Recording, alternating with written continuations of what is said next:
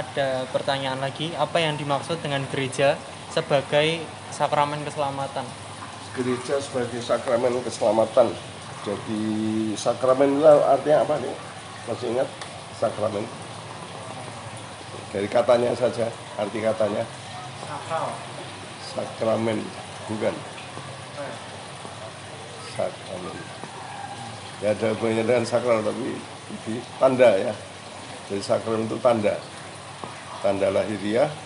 Tapi ya yang tanda itu menandakan sesuatu yang rohaniah atau yang ilahi ya. Sehingga gereja, walaupun ini merupakan suatu lembaga duniawi ya, suatu paguyuban umat itu kan kelihatan ya, paguyuban umat yang manusiawi, duniawi, tapi di sana Tuhan hadir, Tuhan berkarya melaksanakan karya keselamatan. Ya, itu.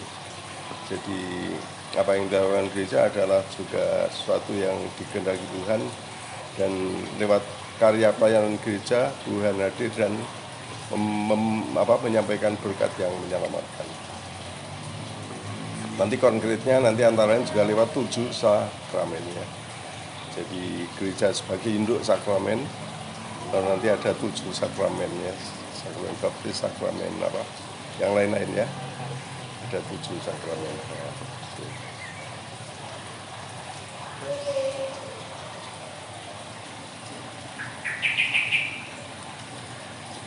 Sebagai umat Katolik, kita dianjurkan untuk menerima semua sakramen wajib. Namun jika tidak, apa konsekuensi bagi kita sebagai umat? Ya. Jadi sakramen yang harus kita terima ada berapa itu? 5. Yang pokoknya baptis. Yang inisiasi dulu 3 pokok ya, 3 yang paling dasar ya. Baptis, komuni pertama, komuni dan krisma ya, itu yang disebut sakramen inisiasi, itu yang mengantar kita menjadi Kristen penuh ya. Nah, lalu yang lain-lain itu sakramen yang mendukung kita untuk bertumbuh ya. Sakramen pengampunan dosa, karena kita jatuh bangun ya, dan kalau kita hidup dalam dosa itu kan ya berat ya, bisa depresi, bisa susah, bisa merasa kehilangan harga diri ya, dan kita jauh dari Tuhan, mungkin jauh dari sama, maka ada pemulihan lewat sakramen pengampunan dosa. Lalu ada sakramen apa? Pengurapan orang sakit ya, kalau kita sakit berat terutama parah ya, minta dikuatkan dan disembuhkan. Juga rahmat pengampunan dosa di sana. Lalu kalau orang menikah itu perkawinan, atau kalau orang jadi imam lalu sakramen imamat ya. Ada 7 itu ya. Oh iya 7 ya. Jadi paling banyak kita ya terimanya 6 ya. 6.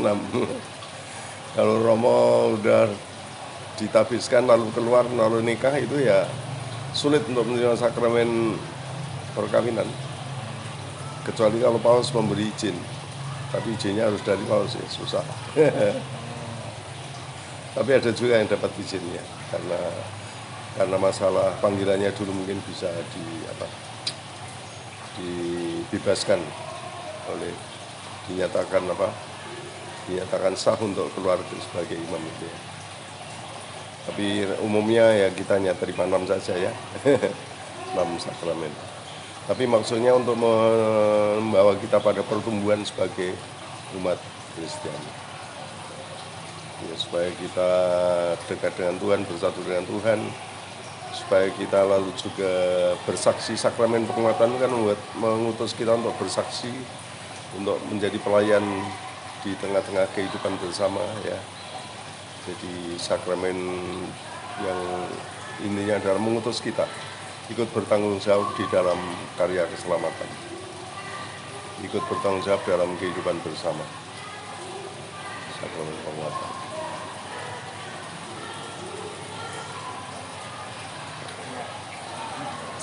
Salah satu sakramen inisiasi itu kan ada sakramen baptis. Kenapa sakramen baptis itu disimbolkan dengan air suci? Apa makna dari air suci itu sendiri, Pak, pada saat kita dibaptis? Ya.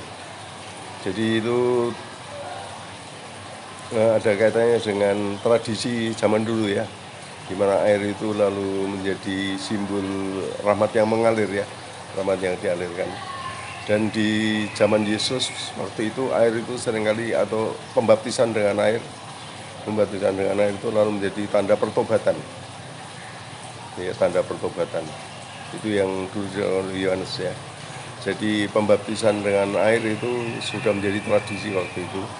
Dan air menjadi tanda ya, air yang menjadi tanda. Tanda yang bagi kita juga pas ya, karena air menyegarkan, membersihkan dulu lalu menyegarkan ya, memberi hidup baru, memberi kesuburan. Itu jadi air sebagai simbol itu kita tangkap banyak maknanya ya, banyak maknanya kaitannya dengan kehidupan. Lalu pembaptisan secara Katolik itu pembaptisan dalam nama Bapa dan Putra dan Roh Kudus. Itu kita yakini juga sebagai apa? Yang membersihkan kita dari dosa, terutama dosa asal ya, dosa asal dan dosa-dosa yang lain.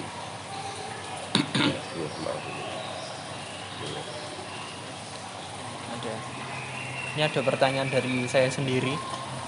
Setiap orang atau individu kan memiliki karakternya sendiri-sendiri yang tentu tidak dapat dirubah oleh orang lain. Nah, namun bagaimana dengan mereka yang sudah dewasa dalam iman, artinya sudah menerimakan sakramen penguatan, tetapi masih bertindak konyol, bahkan tindakan yang kurang terpuji? Apakah dasarnya mereka belum memiliki iman yang kuat, atau memang mereka menerimakan sakramen penguatan itu atas dasar aturan saja? Iya, ya. Ya itulah memang apa ya, tantangan kita bahwa yang namanya beriman itu kan suatu yang tidak mudah ya, tidak mudah. Jadi di sana memang ada pelaksananya, memang ada ritualnya, ada pelajarannya ya, ada tanggung jawab untuk melaksanakannya. Tapi bagaimana kita menanggapi perutusan kita yang kita terima lewat sakramen itu ya, lewat sakramen. Kan lewat sakramen itu kita diutus ya, kita mau dipakai Tuhan ya, kita mau dipakai Tuhan. Ya tentu saja lalu ya tergantung kepenuhan hati kita bagaimana, tergantung kepenuhan hati kita untuk menanggapi, untuk melaksanakan semuanya itu. Dan itulah yang menjadi tantangan bagi kita, bagaimana iman itu harus diperdalam terus ya. Iman itu harus diperdalam terus ya, karena kenyataannya memang kadang-kadang orang itu masih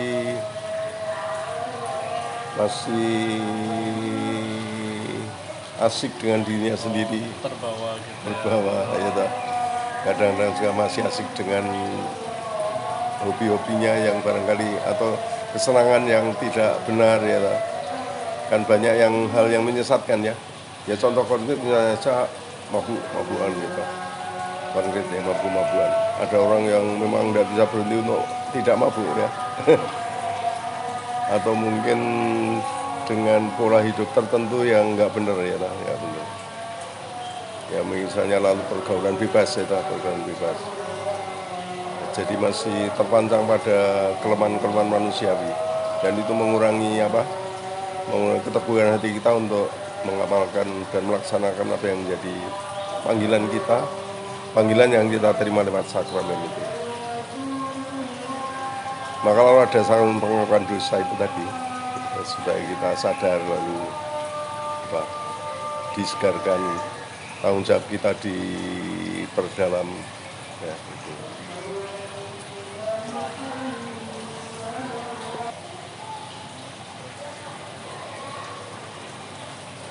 Bagaimana peran Gereja Katolik dalam mengajarkan tentang iman, moralitas, dan kehidupan rohani bagi para penganutnya, umat Katolik?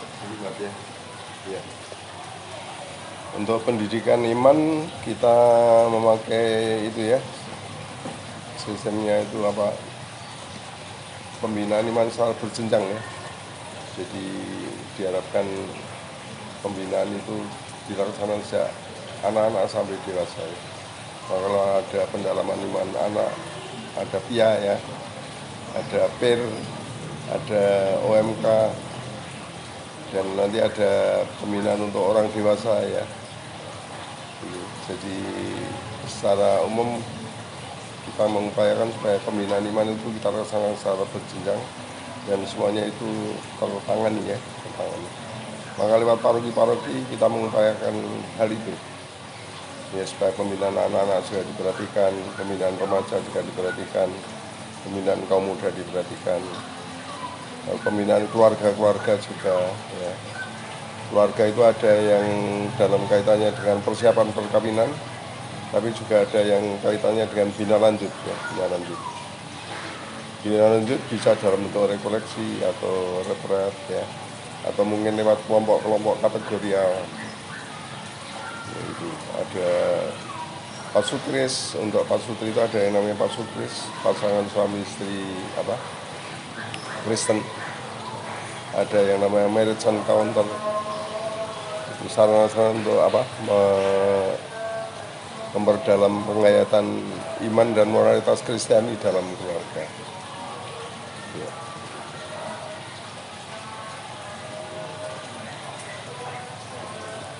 Bagaimana Gereja Katolik memandang peran Ibu Maria dan orang-orang kudus dalam kehidupan beriman?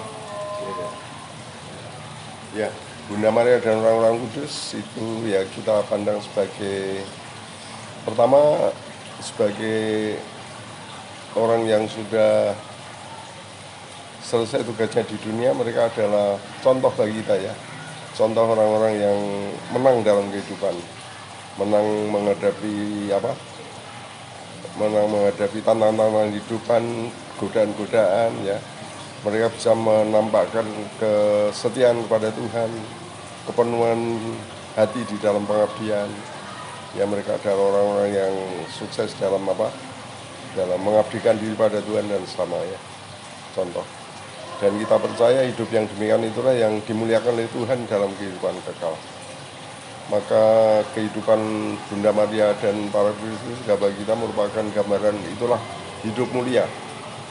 Hidup mulia yang kita sebut sebagai kehidupan kekal itu ya, kehidupan kekal. Jadi konkret ya, kita menghayati suatu keyakinan mereka itu adalah orang-orang yang sudah dimuliakan Tuhan dalam kehidupan kekal.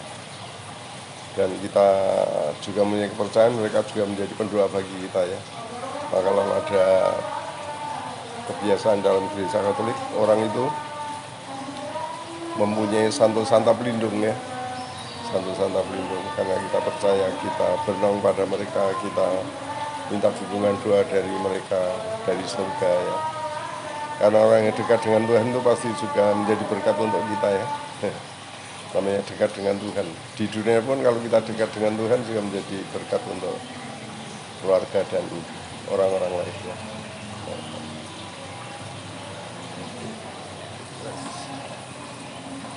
Bagaimana gereja menghadapi tantangan dalam menjaga relevansi di era digital yang ya elektronik seperti ini dan globalisasi, dan langkah-langkah yang dapat diambil untuk tetap relevan dalam dunia modern saat ini? Iya.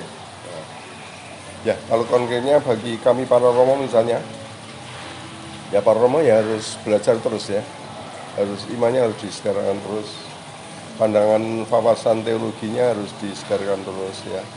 Maka lalu kami para Romo juga selalu mengalami ya istilahnya itu ongoing formation ya, ongoing formation. Ya lewat refleksi, lewat studi bersama, lewat pengarahan-pengarahan dari keuskupan, dari paus ya. Kita selalu mencermati perkembangan zaman, dan ya dari perkembangan zaman yang kita pelajari itu lalu kita juga bisa menyelesaikan ya pastoral yang harus kita laksanakan bagaimana, lalu bagaimana pandangan kita tentang dunia ya, pandangan kita dengan dunia secara positif bagaimana, sehingga kita bisa memberikan dukungan nyata ya untuk masyarakat, untuk umat yang menghadapi tantangan zaman sekarang ini. Jadi kita memang harus belajar terus, walaupun kadang-kadang juga seperti saya kan sudah usia tua ya, untuk belajar misalnya teknologi tinggi agak lambat ya. berarti waktu Romo gitu kan gereja-gereja gitu waktu pandemi kan udah pakai kayak online meeting ya Romo. Ya, ya betul, betul. Jadi harus ikut. Jadi itu juga harus ngikutin masa teknologi gitu ya. Ya betul Pak. Oh, Gitu. Lalu banyak juga Romo yang belajar ilmu yang lain ya. Misalnya Romo yang tinggal bersamanya Romo Sigit itu belajar manajemen supaya sebagai Romo juga bisa mengatur segala sesuatunya dengan baik gitu. Terutama yayasan-yayasan. Ada Romo yang belajar ekonomi atau mungkin sosiologi, mungkin mendalami oh berarti nggak cuma jadi tentang itu ya Pak. teologi semua ya. Ya supaya kita juga bisa berdialog dengan ilmu ya. Jadi antara ilmu dan iman itu bisa nyambung, bisa kita tidak menjadi orang yang terasing, ya, menjadi orang kuno yang terasing dan berkembang. Biar bisa ngikut gitu ya. Harus zamannya. Terus ini pertanyaan terakhir Roma, bagaimana peran gereja dalam mendukung dan mempromosikan dialog antar agama serta membangun toleransi dan pengertian di antara berbagai komunitas beragama? Iya. Kalau di Parki Bajira ini upaya-upaya yang kita laksanakan, yang terang setiap gereja pasti ada tim kerja yang berkaitan dengan hubungan antar agama ya. Ada tim kerja. Jadi program hubungan antar agama itu lalu kita programkan bersama menjadi salah satu wacana dalam hidup gereja. Dan itu kita laksanakan dengan ya hadir di dalam masyarakat, membina persahabatan dengan tokoh-tokoh agama lainnya. Bukan hanya bergaul tapi juga bekerja sama ya, bekerja sama. Lalu itu yang kita upayakan untuk semua lapisan ya. Semua lapisan. Jadi misalnya OMK Bajiro pun itu juga kita arahkan supaya mereka juga terbiasa serabung ya. Bapak Uskup Kesuwana Agung Semarang itu sangat menekankan kata serabung, bergaul. Dan kalau kita serabung bergaul itu kan lalu nanti persaudaraan kita luas, dan saya kira itu juga mengikis semangat primordialisme ya. Bagaimana kadang-kadang orang itu kan tergoda untuk asik dengan kelompoknya sendiri ya, golongannya sendiri. Nah, lewat pergaulan itu lalu hubungan kita diperluas. Ada Romo yang caranya itu sederhana saja, ikut kelompok olahraga itu, ikut kelompok tenis, anggotanya dari berbagai macam agama, dan di sana terjalin persaudaraan lintas iman ya. Ya, itu persaudaraan lintas iman itu yang kita upayakan lewat berbagai cara. Salah satu cara yang paling banyak digunakan saya kira lewat budaya ya, lewat budaya. Tapi juga lewat dialog secara langsung juga ada. Begitu saja Roma ya. Terima kasih sudah meluangkan waktunya untuk kami tanyai, berdialog dengan kami. Senang Terima kasih Roma. ketemu orang muda. Masih yang Kapan ketemu di